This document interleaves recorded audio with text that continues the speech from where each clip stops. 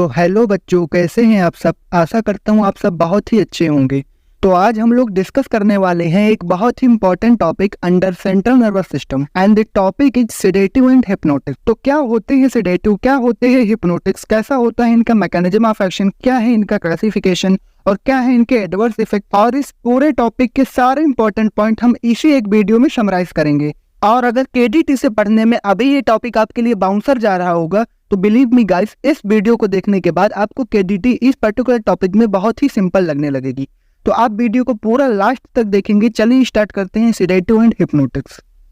तो बच्चों, सेडेटिव ऐसी ड्रग्स होती हैं जो आपके ब्रेन को रिलैक्स करती हैं। सेडेटिव लेने के बाद आपके ब्रेन में इनहिबिटरी सिग्नल्स जाते हैं जिसकी वजह से आपकी सारी एंजाइटी दूर हो जाती है और आपका ब्रेन रिलैक्स हो जाता है। वहीं अगर बात करें हिप्नोटिक्स की, तो हिप्नोटिक्स ऐसी ड्रग्स होती हैं जो आपकी बॉडी को स्लीपिंग वाले जोन में पहुंचाने का काम करती हैं। तो बच्चों, यही है आपकी सेडेटिव और हिप्नोटिक्स के बीच का डिफरेंस। सेडेटिव आपकी बॉडी को काम करेंगी, कूल करेंगी, रिलैक्स करेंगी, बट कभी भी स्लीपिंग जोन में नहीं ले जाएंगी। वहीं पर जो हिप्नोटिक्स होती है वो आपकी बॉडी को स्लीपिंग स्टेट में पहुंचाने का काम करते हैं। बट याद रखना, ये सेडेटिव और हिप्नोटिक्स टर्म्स अलग अलग है, लेकिन ड्रग एक ही होती है। वही ड्रग लो डोज पर आपका एज ए सेडेटिव वर्क करेगी, जबकि हाई डोज पर वो एज ए हिप्नोटिक काम करेगी। यही ड्रग्स आपकी स्लीपिंग पिल्स होती हैं। आप इस फ्लो चार्ट में देखिए, ये ड्रग लो डोज पर एज ए सेडेटिव वर्क करेंगी, थोड़ा सा डोज बढ़ाएंगे तो एज ए हिप्नोटिक्स वर्क करेंगी, थोड़ी डोज और बढ़ाएंगे तो ये एज ए एनेस्थेटिक्स वर्क करने लगेंगी। उससे भी थोड़ी हाई डोज देने पर पेशेंट कोमा में जा सकता है और अल्टीमेटली उसकी डेथ हो सकती है। यही रीजन है कि आपकी जो स्लीपिंग पिल्स होती हैं वो सुसाइडल पर्पज के लिए भी यूज की जाती हैं। तो बच्चों, जो आपकी स्लीप साइकिल होती है वो दो टाइप के इंस्ट्रूमेंट के थ्रू मेजर की जाती है। एक होता है इलेक्ट्रोइंसेफेलोग्राम और दूसरा होता है इलेक्ट्रोऑकुलोग्राम। तो जो आपका इलेक्ट्रोइंसेफेलोग्राम होता है वो आपके ब्रेन की एक्टिविटी को मेजर करके बताता है कि अभी आपकी स्लीप साइकिल किस स्टेज में है। वहीं पर जो आपका इलेक्ट्रोऑकुलोग्राम होता है वो आपके आई मूवमेंट के बेसिस पे आपकी स्लीप साइकिल को डिटरमाइन करने का काम करता है। तो अभी तक आपने जाना स्लीप स्टेज को मेजर करने के इंस्ट्रूमेंट। अब जानते हैं आखिर वो स्लीप स्टेज होती कौन कौन सी हैं। तो देखिए, सबसे पहले आपकी टू टाइप्स की स्लीप होती हैं। पहली होती है आरईएम स्लीप और दूसरी होती है एनआरईएम स्लीप। तो आरईएम स्लीप की कोई स्टेज नहीं होती, बल्कि एनआरईएम स्लीप फर्दर 5 स्टेजेस में डिवाइड हो जाती है। सबसे पहले स्टेज 0, जो कि वो स्टेज होती है जब आप सोने जाते हैं। पिल्स लेने के बाद जब आप सोने जाते हैं तो आपकी स्टेज 0 होती है, बट इस स्टेज में आप अभी जग रहे होते हैं। उसके बाद आती है स्टेज 1, जो कि डोजिंग होती है। देन अनइक्विवोकल स्लीप आती है। उसके बाद आती है आपकी deep sleep transition state. Then cerebral sleep आती है और इसके बाद ही इंसान कोमा में पहुंच जाता है। तो आपकी ये 5 स्टेज ही होती हैं जिनके ऊपर आपकी sedative and hypnotics drug work करती हैं। तो आइए इस ग्राफ के थ्रू हम इन सारी स्टेजेस को समझने का प्रयास करते हैं। देखिए, एक रिसर्च के अकॉर्डिंग जो आपकी हेल्दी स्लीप होती है वो अप्रोक्स 6 to 8 आवर्स के बीच की होती है, और इस एक पूरे स्लीप साइकिल के दौरान आपकी 4 से 5 बार ये आरईएम और एनआरईएम स्लीप स्टेजेस आती हैं। तो यहाँ पर जो आपको डार्क कलर से दिख रहा है वो आपकी आरईएम स्लीप है। आरईएम स्लीप की कोई स्टेज नहीं होती। हमने पहले पढ़ा है कि स्टेज हमेशा एनआरईएम स्लीप की होती है। तो यूजुअली पीपल नाइट में 11 PM के आसपास सो जाते हैं और वो सुबह 6 AM के आसपास उठ जाते हैं। तो हम इसी ड्यूरेशन में अपनी स्लीप साइकिल को चेक करेंगे। तो सबसे पहले आप देखिए, जब आप 11 PM में सोने जा रहे होते हैं तो उस टाइम पर स्टार्ट होती है आपकी स्टेज 0, जब आप जग रहे होते हैं बट आप सोने की कोशिश करते हैं। देन ग्रेजुअली आप 11:30 PM तक स्टेज 0 से स्टेज 1 में आ जाते हैं, जब आप सो चुके होते हैं। बट अभी आपकी जो स्लीप होती है वो डीप स्लीप नहीं होती है। इस टाइम पर अगर आपके आसपास से कोई गुजरता है या फिर आपको टच करता है तो आपको पता चल जाता है। इसके बाद आप स्टेज 2 में इंटर करते हैं, जहां पर आपकी हार्ट बीट और रेस्पिरेशन रेट थोड़ा स्लो होने लगता है। इसके बाद ग्रेजुअली आप स्टेज 3 में पहुंच जाते हैं। इस टाइम पर आप कंप्लीटली सो चुके होते हैं, बट इस टाइम पर देखे हुए ड्रीम्स आपको मेमोराइज रहते हैं। आपने नोटिस किया होगा कि कभी कभी आपको देखे हुए जो ड्रीम्स होते हैं वो मेमोराइज रहते हैं और कभी कभी नहीं रहते हैं। तो जो आपकी स्टेज 3 की ड्रीम्स होते हैं वो आपको मेमोराइज रहते हैं। उसके बाद आप जाते हैं स्टेज 4 में, और 4 में जो देखे हुए ड्रीम्स होते हैं वो कभी भी आपको मेमोराइज नहीं रहते, क्योंकि ये आपकी डीप स्लीप होती है। तो ये सारी स्टेजेस आपके एनईआरएम स्लीप की थी और इनका ड्यूरेशन अप्रॉक्स 40 to 45 मिनट्स का होता है। इसके बाद स्टार्ट होती है आपकी आरईएम स्लीप। आरईएम स्लीप का ड्यूरेशन भी अबाउट 40 to 45 मिनट्स का ही होता है, और इस ड्यूरेशन में देखी हुई ड्रीम्स भी आपको मेमोराइज नहीं रहते हैं। तो एक आरईएम और एक एनआरईएम स्लीप को मिला करके आपकी एक कंप्लीट स्लीप साइकिल बनती है। और आप इस ग्राफ में देख पा रहे हैं कि जो आपकी फर्स्ट स्लीप साइकिल थी वही आपकी डीप स्लीप तक जाती है, मीन्स फेज 4 तक जाती है। उसके बाद जो सेकंड स्टेज आती है, मीन्स जो सेकंड स्लीप साइकिल आती है, वो आपके थर्ड और फोर्थ के जंक्शन तक ही पहुंच पाती है। इसके बाद जो थर्ड स्लीप साइकिल चलती है वो आपकी सेकंड और थर्ड के जंक्शन तक पहुंच पाती है। इस तरीके से जो आपकी स्लीप की डेप्थ है वो साइकिल पर साइकिल डिक्रीज होती जाती है और लास्ट में आप 6 AM के आसपास एक हेल्दी नींद लेकर के उठ जाते हैं। तो ये थी आपकी एक कंप्लीट स्लीप साइकिल। बच्चों, स्लीप के लिए आपके ब्रेन में 2 टाइप के न्यूरोट्रांसमीटर का मेजर रोल होता है। एक होता है गाबा और दूसरा होता है ग्लूटामेट। जो आपका गाबा होता है वो आपका इनहिबिटरी न्यूरोट्रांसमीटर होता है, वहीं पर जो ग्लूटामेट होता है वो आपका एक्साइटेटरी न्यूरोट्रांसमीटर होता है। तो यहाँ तक तो आपको समझ में आ ही गया होगा कि अब आपकी स्लीपिंग पिल्स का मैकेनिज्म ऑफ एक्शन क्या हो सकता है। देखिए, जो स्लीपिंग पिल्स होती हैं मीन्स आपकी सेडेटिव एंड हिप्नोटिक्स, ये आपके गाबा के लेवल को बढ़ा देते हैं और ग्लूटामेट के लेवल को डिक्रीज कर देते हैं। अब जो गाबा होता है ये अपने रिसेप्टर से बाइंड करता है और अपना फार्माकोलॉजिकल एक्शन देता है। अगर बात करें रिसेप्टर्स की, तो जो गाबा होता है इसके 2 टाइप के रिसेप्टर होते हैं, एक गाबा ए और दूसरा गाबा बी। तो जो गाबा ए रिसेप्टर होता है ये आपका लिगेंड गेटेड आयन चैनल होता है, वहीं पर जो गाबा बी रिसेप्टर होता है ये आपका जी प्रोटीन कपल्ड रिसेप्टर होता है। यहाँ पर आप गाबा रिसेप्टर को देख पा रहे होंगे। गाबा रिसेप्टर एक पेंटामेरिक स्ट्रक्चर होती है जिसमें 5 साइट्स होती हैं, 2 अल्फा साइट, 2 बीटा साइट और एक गामा साइट। गाबा अपने इन 5 साइट से बाइंड करता है और इन चैनल्स को ओपन कर देता है।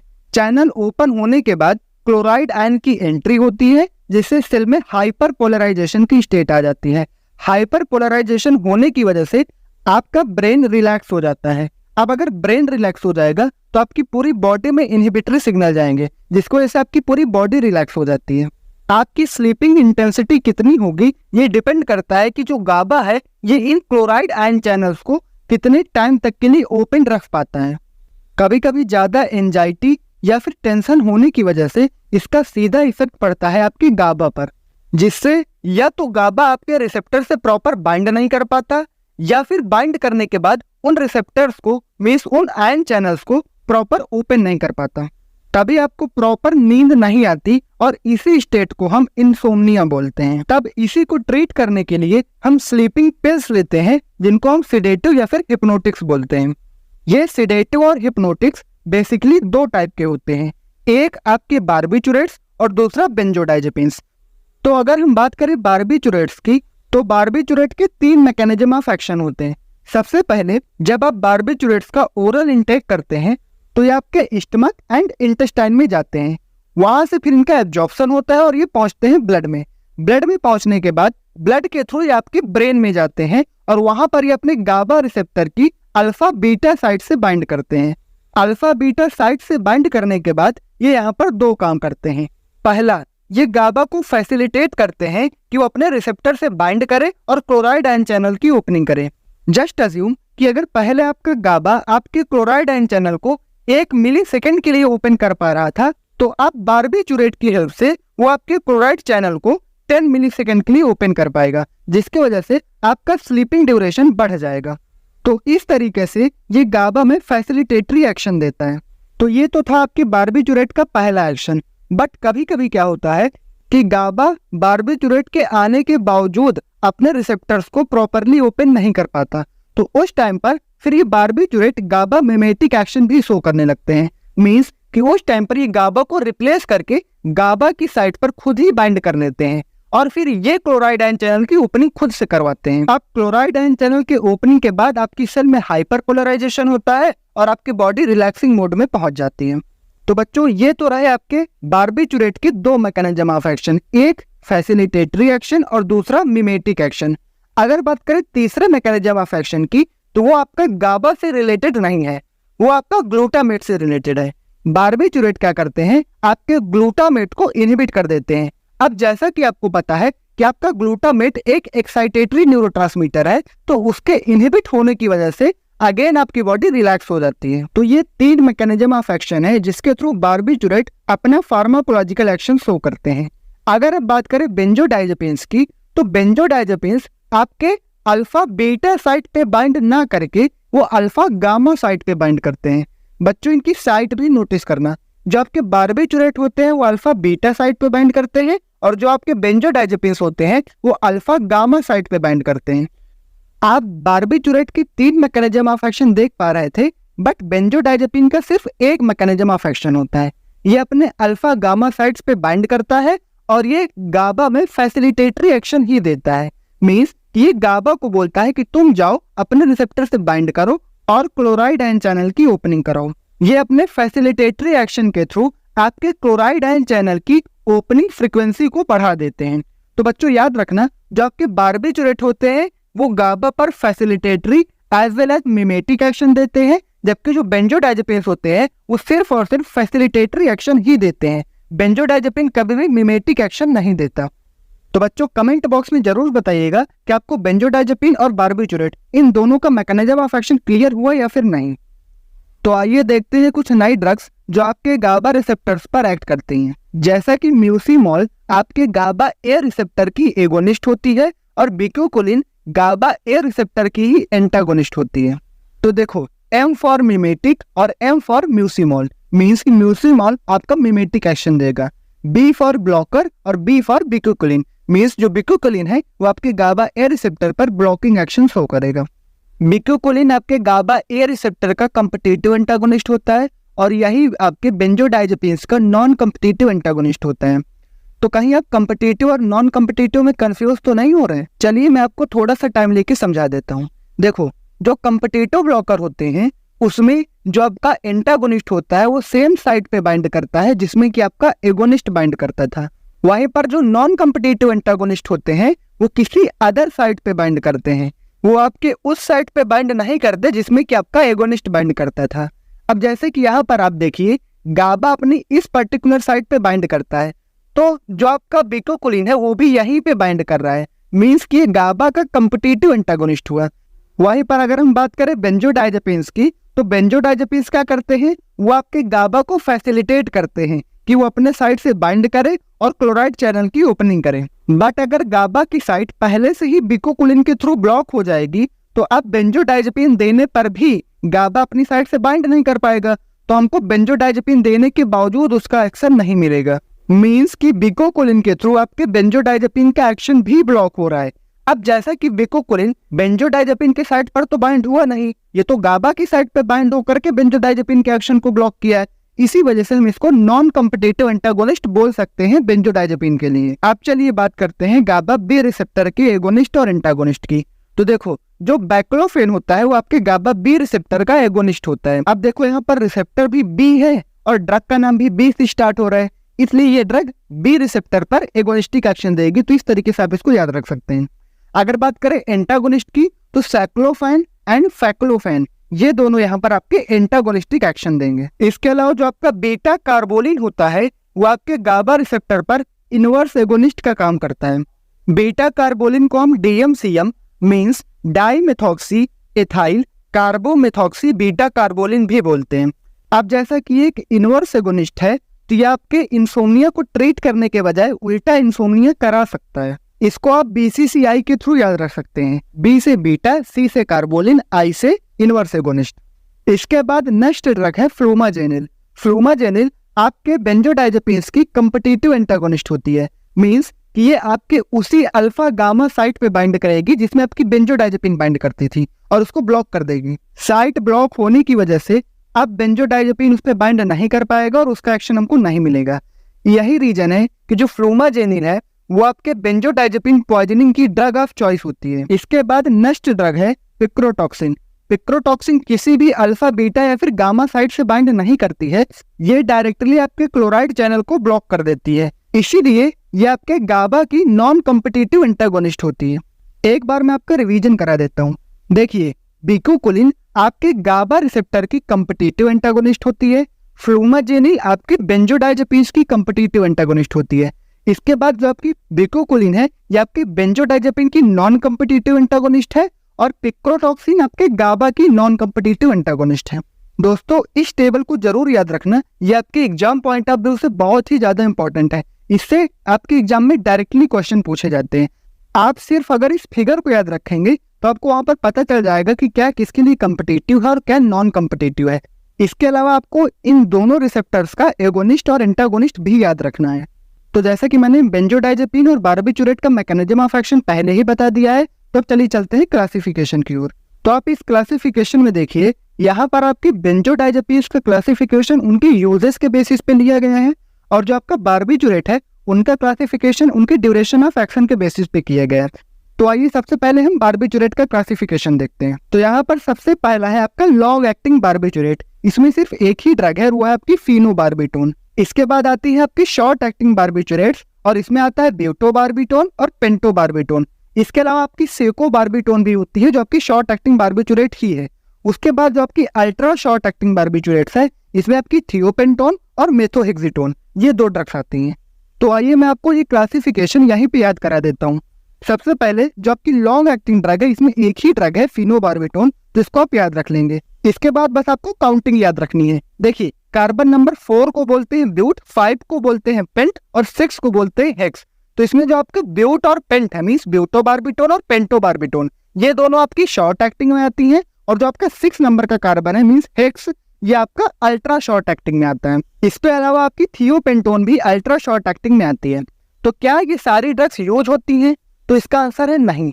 ये सारी ड्रग्स मार्केट में बैन है, एक्सेप्ट आपकी फिनोबार्बिटोन जो कि एपिलेप्सी में यूज होती है, और दूसरी आपकी थियोपेंटोन जो कि as a general anaesthetic use होती है। अब जैसा कि एक अल्ट्रा शॉर्ट एक्टिंग ड्रग है, तो इस वजह से हम इसको मेंटेनेंस के लिए यूज नहीं करते। ये आपका as a inducing agent use होता है, मीन्स ये हमेशा एनेस्थेसिया इंड्यूस करने के लिए यूज होती है, but duration of action short होने की वजह से हम इसको मेंटेनेंस के लिए यूज नहीं करते। तो चलिए अब हम देखते हैं आपकी बेंजोडाइजेपिन्स का क्लासिफिकेशन।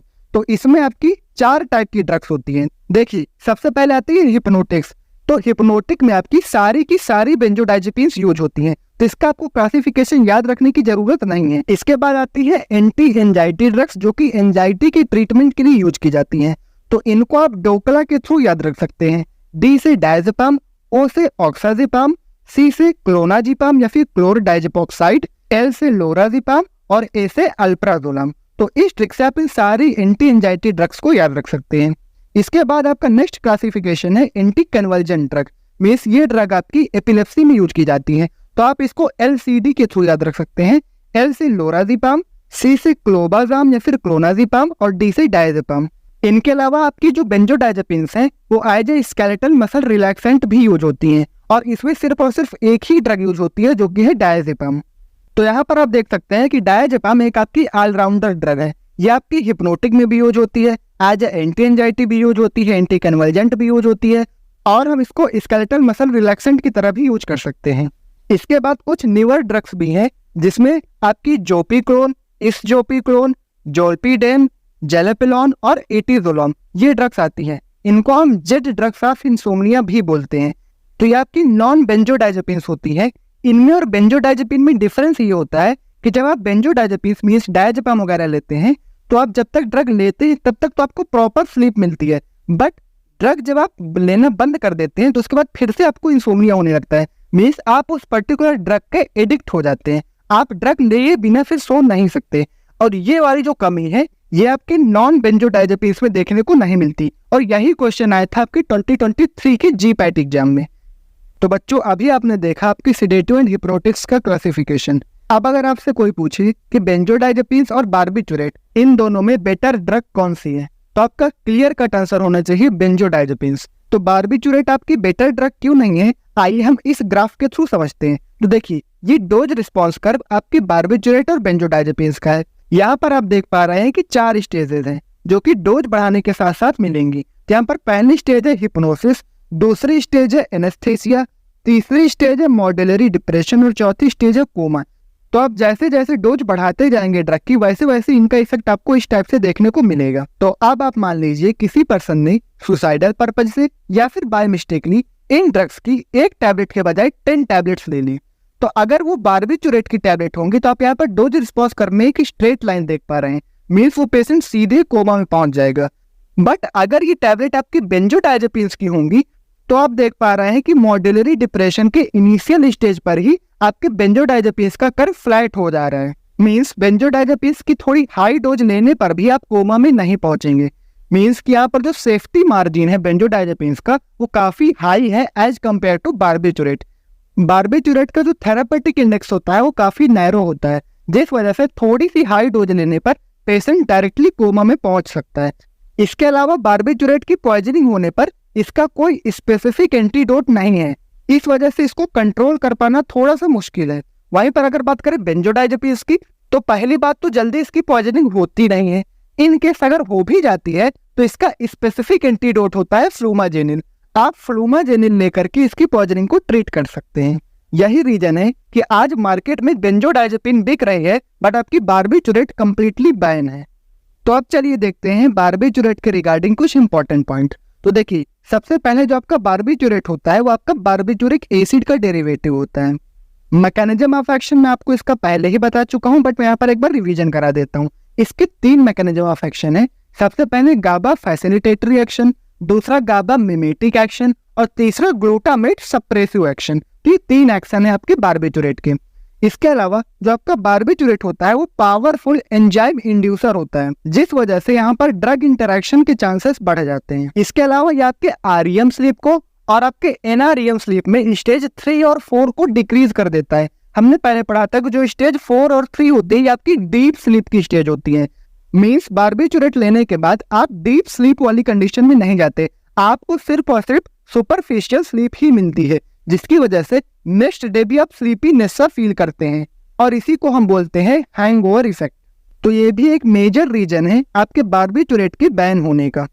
इसके अलावा जो आपके बार्बिटूरेट्स होते हैं वो आपके एक्यूट इंटरमिटेंट पोर्फायरिया में कॉन्ट्राइंडिकेटेड होते हैं, क्योंकि ये एंजाइम इंड्यूसर्स होने की वजह से ये आपके 5-ALA की सिंथेसिस को प्रमोट कर देते हैं, जो कि पोर्फायरिन सिंथेसिस का रेट लिमिटिंग स्टेप होता है। तो 5-ALA की सिंथेसिस प्रमोट होने की वजह से आपकी पोर्फायरिन सिंथेसिस भी बढ़ जाती है और आपको हो जाता है एक्यूट इंटरमिटेंट पोर्फायरिया। इस वजह से ये आपके एक्यूट इंटरमिटेंट पोर्फायरिया में भी कॉन्ट्राइंडिकेटेड होते हैं।